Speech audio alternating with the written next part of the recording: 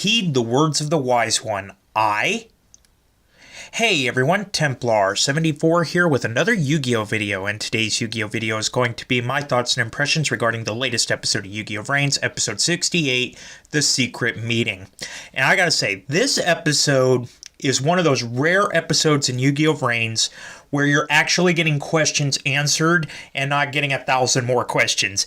This episode was very enlightening, no pun intended, to just a little bit of what this whole mystery is within Yu-Gi-Oh VRAINS. This is where it's one of those episodes where things are really starting to click, in my opinion. But we'll talk about all that momentarily. With that being said, on to the actual episode. So the episode begins with and he's in front of this mysterious door, and he's not sure exactly where he is other than the fact that he's outside the duel disk.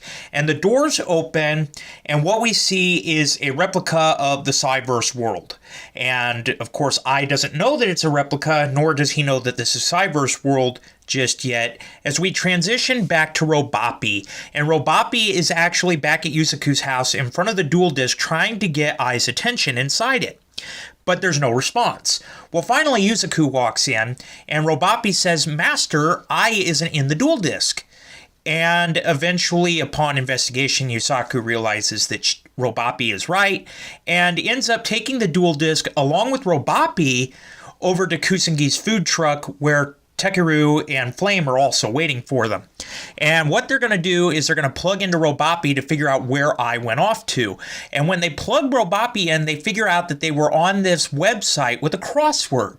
And the prize for the crossword was an Ai is awesome pin. Talk about targeted advertising. That'd be targeting advertising that Facebook could be proud of. But sore subject. Anyway, so this pin is apparently what got their attention, but little do they know that there is a secret within this crossword, and it's actually Flame that points it out. He says, there's an Ignis algorithm in that crossword puzzle. And upon looking at this, Flame is able to say, okay, this is actually legitimate Ignis code. An Ignis did this. And that's when Yusaku says, so you mean Windy, Earth? You know, and they really don't know what to think about it, other than the fact that the most likely person that did this was Windy. We then go back to Ai. He's in this Cyverse world replica, and he finally is recognizing what's going on. And it's about this time Link Karibo, or an imposter Link Karibo rather, appears and takes Ai to this place where Windy has created into a secret meeting with Windy. And when Windy finally appears, he basically tells Ai that he's not the one that wants to talk to him. And he leads them away. Well, then we go back to the guys at the food truck. They're deciding what they're going to do. And finally, Yusaku says, I'm going to go alone and find Ai. Now, Tekiru and Flame are really discouraged by this because they think that they should go together, because if this is something involving the Ignis, they should all be there. But Yusaku is determined that that's not going to happen because this could be a trap, and that he doesn't trust Windy. So he encourages Tekiru and Flame to stay behind and says, if I take too long, it's up to you. So then we see Yusaku go in to this place to find Ai by having Kusangi connected to VRAINS so that he can get there. And Flame actually manages to pop up the coordinates of where we're going to go. So while this is going on, we transition back to Ai, and he's brought in front of Windy and Echo and the Light Ignis and his mysterious apparition here. And it's funny because this mysterious apparition is the same one that's been bossing Bowman and Tekiru, or Bowman and his little brother around. I forget what his name is for the life of me. But anyway, he's the one that's bossing them around. He's the one calling the shots, as Lightning is finally introduced. Now, Lightning is the Light Ignis. And basically, during this meeting, we learned that they want to rebuild the Cyverse world. And they need Ai to do it, because Ai is the wise one. Now, I know that's astonishing to even think about that, as we've seen Ai throughout this series, and he's clearly anything but wise. But in fact, he actually is. He's the wise Ignis, and they want his help to rebuild Cyverse world. And it's also about this time that Light reveals that there was a spy within Cyverse world that was responsible for its destruction. And there's only really two culprits it could be, because Light and Windy are on one side. They know it wasn't them. They know it wasn't Ai or Flame, and that leaves either Aqua or Earth. But Earth, already having told Ai that Aqua had predicted the demise of Cyberse World, all eyes are on Aqua as the spy and the traitor that ratted them out and their location out. So anyway, with the revelation of Aqua being a spy, if that wasn't enough for you, we also learned that Light and Windy are teaming up. They are on the side of the Ignis cannot coexist with the humans. The humans will die. Essentially, that's it. They want to enslave humanity, and then they want to kill off humanity as the successor for Dr. Kogami's dream. And it's realized at this time by I that these two are the two against humanity. So I really can't say to Lightning and Windy, I can't join you because that means destroying humanity. And you can't destroy humanity. We need to find a way to coexist. And Lightning and Windy actually call him out on that, saying, you've grown too attached to humans. And it's about that time that Playmaker shows up. You know, of course, Playmaker's gone in to try to find I, and now Playmaker is there. And so that's where the discussion really lies here. I and Flame have allied themselves with humans. They're on the side of we need to coexist with humanity. Lightning and Windy are on the side of humanity must be destroyed. So when Playmaker finally shows up and this conversation leaks out, Lightning says, you two aren't going anywhere. You heard this discussion, and he traps them both.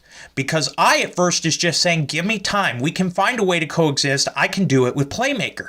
And now that they're trapped, Windy drops the bombshell that they're going to create a data storm, or Windy's going to create a data storm that's going to rip I apart, and then him and Lightning are going to absorb I. And, of course, I doesn't like that. He's like, wait, there's got to be another way. And, of course, with him and Yusaku trapped, there's really nothing they could do. And that's where the exciting part of the episode comes in. Because just as the data storm is about to approach I and rip him apart, and I is trying to resist, lightning forms up above them. And out of the lightning comes a new and evolved Revolver.